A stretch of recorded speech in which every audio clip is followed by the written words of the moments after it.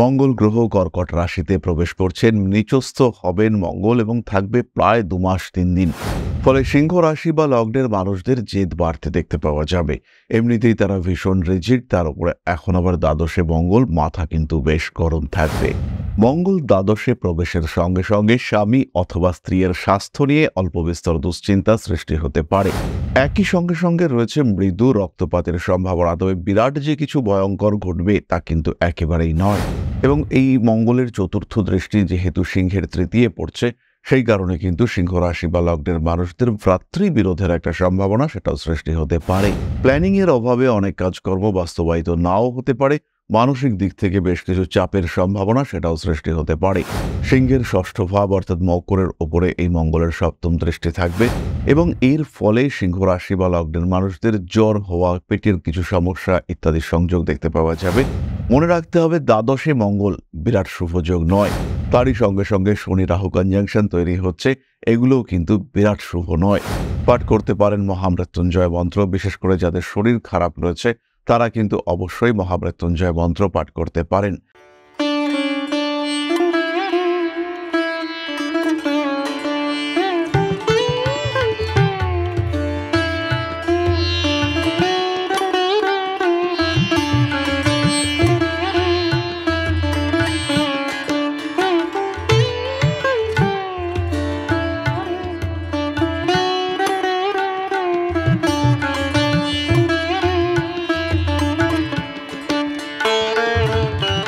নমস্কার, Rishibani institute of Vedic অ্যাস্ট্রোলজির পক্ষ থেকে স্বাগত জানাই আজকের জ্যোতিষ আলোচনায়। আমি শান্তনু আপনাদের সঙ্গে। আলোচ্য বিষয় বিশুদ্ধ জ্যোতিষ। মঙ্গল গ্রহ কর্কট রাশিতে প্রবেশ করছেন, নিচস্থ হবেন মঙ্গল এবং থাকবে প্রায় 2 মাস 3 দিন, অর্থাৎ 3 এপ্রিল থেকে মঙ্গলকে আমরা নিচস্থ হতে দেখব। 7 জুন পর্যন্ত মঙ্গলের এই নিচস্থ অবস্থান কিন্তু দেখতে পাওয়া যাবে। ফলে 3 এপ্রিল থেকে 7 জুন পর্যন্ত সিংহের দ্বাদশে মঙ্গল অবস্থান করবেন। ফলে সিংহ রাশি বা লগ্নের মানুষদের জেদ বাড়তে দেখতে পাওয়া যাবে। এমনিতেই তারা ভীষণ রিজিড, তার উপরে এখন আবার দ্বাদশে মঙ্গল, মাথা কিন্তু বেশ গরম থাকবে। এরই সঙ্গে সঙ্গে বাড়বে বিদেশ যাত্রার সম্ভাবনা। বিদেশে সেটেলমেন্টের সংযোগ চতুর্থপতি দ্বাদশে, সেটাও কিন্তু হওয়ার সম্ভাবনা তৈরি হতে দেখতে পাওয়া যাবে। বৈদেশিক যোগাযোগ বৃদ্ধি পাওয়ার সঙ্গে সঙ্গে ভাগ্য উন্নতির কারণে বিদেশ যাত্রা, ট্রান্সফার নিয়ে দূরে কোথাও চলে যাওয়ার সম্ভাবনা, নতুন চাকরি প্রাপ্তির সুযোগ ইত্যাদি সৃষ্টি হতে চলেছে। মঙ্গল দ্বাদশে প্রবেশের সঙ্গে সঙ্গে স্বামী অথবা স্ত্রীর স্বাস্থ্য নিয়ে অল্প বিস্তর দুশ্চিন্তা সৃষ্টি হতে পারে।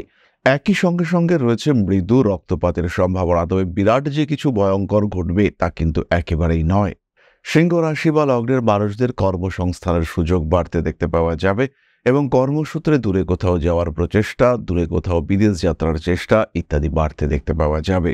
যেসব সিংহ রাশি বা লগ্নের মানুষদের বিয়ের কথাবার্তা এগিয়েও পিছিয়ে যাচ্ছিল, তাদের ক্ষেত্রে কিন্তু বিয়ের কথাবার্তা ফাইনালাইজ হওয়ার একটা সুযোগ এই সময় আসতে চলেছে। এমন একজন মানুষকে পছন্দ হলো, যে মানুষটিকে আপনি বিয়ে করতে চাইছেন, যাকে নিয়ে আপনি সংসার করবেন, কিংবা আলটিমেটলি যে আপনার জীবন সঙ্গী বা সঙ্গিনী হতে চাইছে, সেই রকম কোনো মানুষের সঙ্গে অ্যাটাচমেন্ট সৃষ্টির সম্ভাবনা তৈরি হতে দেখতে পাওয়া যাবে। কিছু কিছু ক্ষেত্রে পারিবারিক সমস্যা বৃদ্ধির সম্ভাবনা তৈরি হবে এবং এই মঙ্গলের চতুর্থ দৃষ্টি যেহেতু সিংহের তৃতীয় পড়ছে, সেই কারণে কিন্তু সিংহ রাশি বা লগ্নের মানুষদের ভ্রাতৃবিরোধের একটা সম্ভাবনা সেটাও সৃষ্টি হতে পারে। কিছু কিছু মানুষ যাদের বয়স একেবারেই কম, তাদের ভ্রাতৃলাভের সম্ভাবনা সেটাও কিন্তু সৃষ্টি হতে পারে। জমি জায়গা, বাড়ি ঘর ইত্যাদির বিক্রয়ের সংযোগ বাড়তে দেখতে পাওয়া যাবে। তার মাধ্যমে লাভবান হবেন সিংহ রাশি বা লগ্নের মানুষরা। দায়বদ্ধতা বৃদ্ধির সংযোগ রয়েছে। পেশাগত ক্ষেত্রে অস্থিরতা বাড়তে চলেছে, অ্যাক্টিভিটি বাড়তে দেখতে পাওয়া যাবে এবং এই সময়টা কাটানোর জন্য একটা সলিড প্ল্যানিং সেটা কিন্তু আপনার দরকার। প্ল্যানিং এর অভাবে অনেক কাজকর্ম বাস্তবায়িত নাও হতে পারে। মানসিক দিক থেকে বেশ কিছু চাপের সম্ভাবনা সেটাও সৃষ্টি হতে পারে। পারিবারিক ক্ষেত্রে কিছু অস্থিরতা, কিছু অশান্তি বৃদ্ধির সংযোগ দেখতে পাওয়া যাবে। ফাটকা টাকা পয়সা উপার্জনের ক্ষেত্রে কিছু সমস্যা সৃষ্টি হতে পারে। রাজনৈতিক সক্রিয়তা বৃদ্ধির সংযোগ দেখতে পাওয়া যায়। গোপন শত্রুতার কারণে কিছু ক্ষতির শিকার হতে পারেন সিংহ রাশি বা লগ্নের মানুষরা। মঙ্গল এই সময় যে দ্বাদশে অবস্থান করে রয়েছে, পায়ের একদম নিচের অংশে আঘাত প্রাপ্তির সম্ভাবনা রয়েছে। যদি কোনো মানুষ দুরারোগ্য ব্যাধিতে ভুগে থাকেন, যদি কোনো মানুষের বড় কোনো শারীরিক সমস্যা সৃষ্টি হয়ে থাকে, সেই ক্ষেত্রে তার শারীরিক অবস্থার আরও অবনতি হওয়ার সম্ভাবনা সেটা এই সময় সৃষ্টি হতে পারে।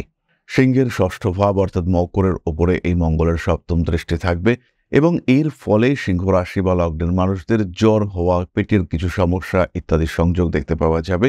এমন কিছু খাদ্য গ্রহণ করতে পারেন সিংহ, যার কারণে সিংহের শরীরের টেম্পারেচার বেড়ে যেতে পারে। লাল হয়ে যাওয়া, অ্যালার্জি টেন্ডেন্সি এগুলিও কিন্তু বাড়তে দেখতে পাওয়া যাবে। চোখে কোনো রকম ইনফেকশনের কারণে চোখ লাল হয়ে যেতে পারে এবং তার জন্য একটা লেন্দি ট্রিটমেন্টের প্রয়োজনীয়তা সৃষ্টি হতে পারে। বাড়ি পরিবর্তনের সংযোগ দেখতে পাওয়া যাবে। নাম, যশ ইত্যাদির ক্ষেত্রে উন্নতির সম্ভাবনা অবশ্যই রয়েছে। মঙ্গলের অষ্টম দৃষ্টি পড়বে আপনার সপ্তম ভাবের উপর। এর কারণে কিন্তু মাথা গরম হবে, স্বামী স্ত্রী সমস্যা, বচসা ইত্যাদি বাড়তে দেখতে পাওয়া যাবে। কারণে অকারণে ঝগড়া হয়ে যাওয়া এটা কিন্তু সৃষ্টি হতে পারে। আরেকটি অদ্ভুত বিষয় রয়েছে, নবমপতি দ্বাদশ ভাবে অবস্থান করে আপনার সপ্তমকে দেখছেন। এই ক্ষেত্রে বাবা আপনার বিয়ের জন্য পাত্র অথবা পাত্রী সংগ্রহ করলেন, দেখলেন যে কিনা অবস্থান করে রয়েছেন বিদেশে, অর্থাৎ বিদেশে রয়েছেন এমন কোনো পাত্র অথবা পাত্রের সঙ্গে আপনার বিয়ের কথাবার্তা আপনার বাবা ঠিক করলেন। এই ঘটনা কিন্তু এই সময় দেখতে পাওয়া যেতেই পারে। সুতরাং সিংহের দ্বাদশে মঙ্গলের অবস্থান, তার কারণে সিংহের জীবনে কি ঘটতে পারে, কোন কোন দিক থেকে কতটা পরিবর্তন আসার সম্ভাবনা রয়েছে, তার একটা সাধারণ রূপরেখা আমরা উপলব্ধি করলাম। মনে রাখতে হবে, দ্বাদশে মঙ্গল বিরাট শুভযোগ নয়, তারই সঙ্গে সঙ্গে শনি রাহু কনজাংশন তৈরি হচ্ছে, এগুলোও কিন্তু বিরাট শুভ নয়। রাহুর দৃষ্টি মঙ্গলের ওপরে থাকছে সঞ্চারের একদম প্রথম দিকে। সিংহ কিন্তু বেশ ডিস্টার্ব থাকবেন, তবে মোটামুটি 15 দিন অতিবাহিত হওয়ার পরে অর্থাৎ এপ্রিল মাসের 17-18 তারিখের পর থেকে সিংহের দুশ্চিন্তা অনেক অনেক কমতে দেখতে পাওয়া যাবে। সিংহের আত্মবিশ্বাস বাড়বে এবং পরিকল্পিতভাবে সিংহ কিন্তু তার জীবনকে কন্টিনিউ করতে পারবেন। অসুবিধা থাকলেও তাকে নিয়ন্ত্রণে আনবার চেষ্টা করা যাবে, সেই চেষ্টায় সিংহ সাকসেসফুল হবেন, এই বিষয়ে নিশ্চিন্ত থাকা যায়। তাহলে এবার আমরা চলে আসবো নাক্ষত্রিক আলোচনায়। মঘা নক্ষত্রের মানুষদের অর্থহানির সম্ভাবনা বাড়তে দেখতে পাওয়া যাবে। বন্ধুদের সঙ্গে অশান্তি, অস্বস্তি, ভ্রাতৃবিরোধের সম্ভাবনা রয়েছে। মায়ের শরীর স্বাস্থ্যের উন্নতির কারণে মানসিক স্বাচ্ছন্দ্য বৃদ্ধির সংযোগ, পেটের সমস্যায় ভুগতে পারেন। পূর্ব ফাল্গুনী নক্ষত্রের মানুষদের বিলাসিতা বাড়বে এবং তার সঙ্গে সঙ্গে বিদেশ যাত্রার একটা পরিকল্পনা পূর্ব ফাল্গুনী করতে পারেন। রাজনৈতিক সক্রিয়তা বাড়তে দেখতে পাওয়া যাবে। জীবনে গোপন কোনো বিষয়ের কারণে অস্বস্তি বাড়তে চলেছে।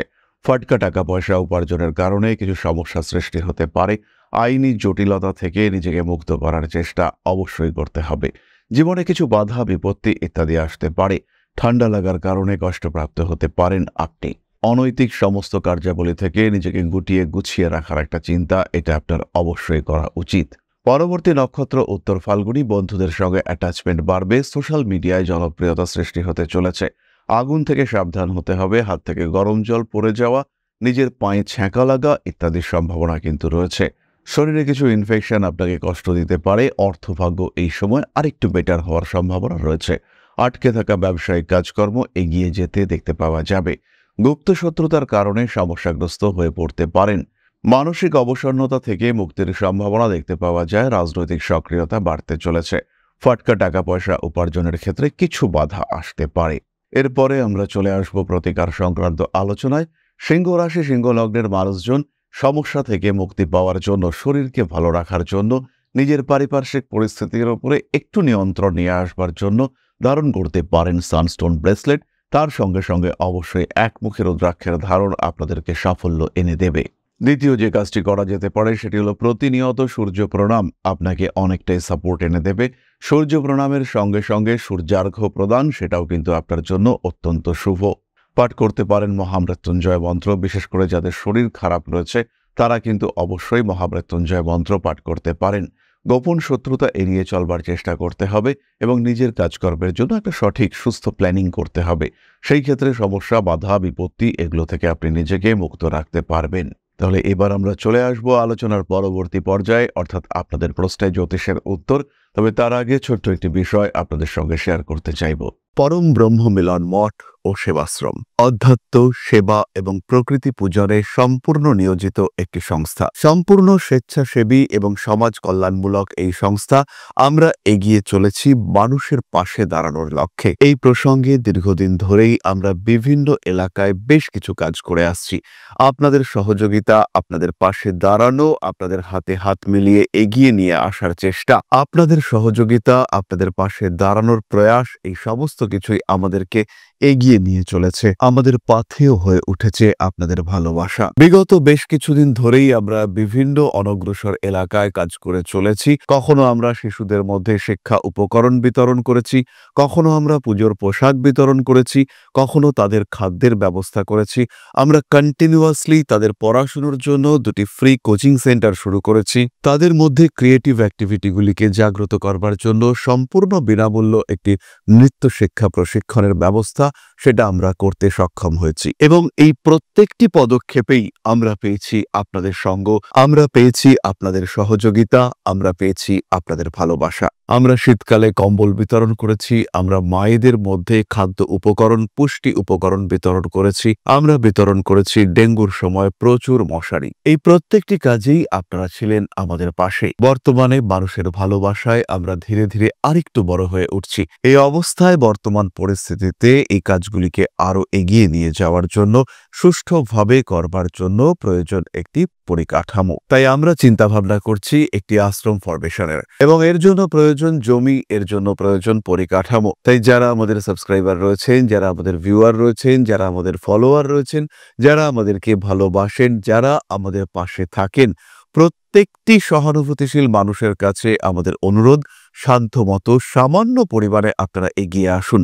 বিন্দু বিন্দুতে সম্পূর্ণ হবে সিন্ধুর গঠন, তৈরি হবে পরম ব্রহ্মমিলন মঠ ও সেবাশ্রমের পরিকাঠামো। তাই যারা বিভিন্ন সময় বিভিন্ন অবস্থায় মানুষের পাশে গিয়ে দাঁড়ান, যারা প্রকৃতিকে ভালোবাসেন, যারা জীবনকে এগিয়ে নিয়ে যাওয়ার পথে অন্যকে সাহায্য করতে পছন্দ করেন, সেরকম প্রত্যেকটি মানুষের কাছে আমাদের সাধারণ অনুরোধ, আমাদের এই মহৎ উদ্দেশ্যকে সফল করে তুলবার জন্য যতটুকু সম্ভব, যতটুকু সাধ্য, অবশ্যই এগিয়ে আসুন, বাড়িয়ে দিন সামান্য সহযোগিতার হাত।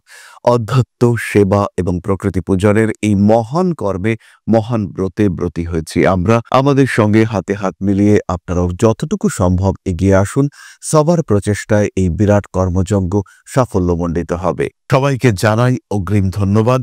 আমরা জানি আপনাদের সহযোগিতা আমরা পাবো। বেশ কিছুদিন ধরেই বহু মানুষ আমাদেরকে সাহায্য করে চলেছেন, কারণ আমাদের ইন্ডিভিজুয়াল সামর্থ্য অতি ক্ষুদ্র, তার মাধ্যমে এই মহৎ কার্যগুলিকে সম্পূর্ণ করা সম্ভব নয়।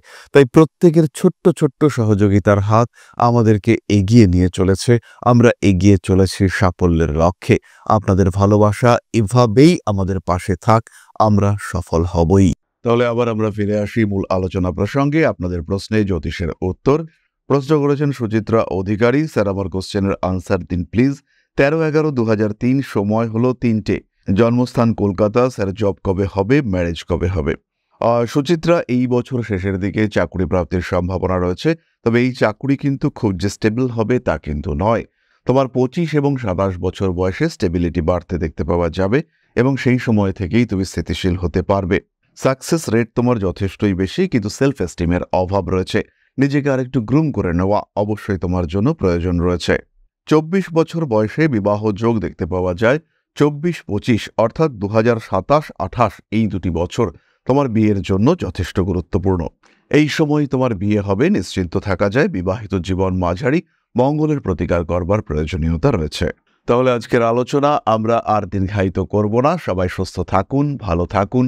মা শ্রী শ্রী আদিশক্তির আশীর্বাদে আপনাদের জীবন আরো সুন্দর, আরো সচ্ছল, আরো সমৃদ্ধ হয়ে উঠুক। জয় মা আদিশক্তি। নমস্কার।